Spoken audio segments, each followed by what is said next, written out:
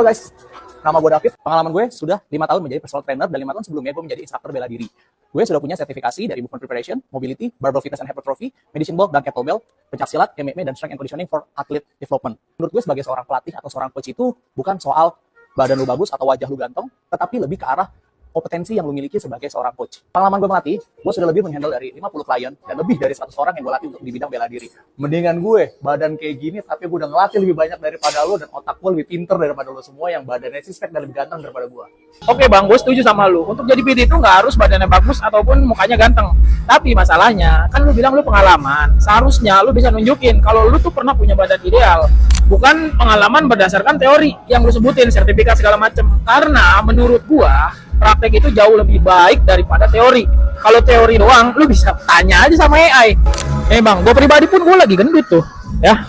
Cuma gue pernah ngerubah badan gue dari kayak gini jeleknya sampai berhasil ganteng kayak gini. Nah, itu suatu progres yang bisa lu tunjukin ke klien. Gue sendiri, gue bukan PT, bukan dokter atau segala macem.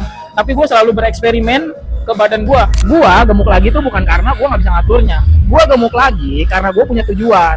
Di video gue sebelumnya, kalau kalian sering ngikutin video-video gue bilang, gue bakal gemuk lagi buat nunjukin ke kalian yang gendut atau obesitas. Kalau lu tuh bisa lo diet, dan gue bakal dokumentasiin sebagai contoh buat kalian, kalau kalian pasti bisa diet. Ya, jadi jangan pernah nyalain genetik, jangan pernah nyalain gue dari lahir emang lahir gendut, gue nggak bisa diet. Ya, buang otak kotor lu itu.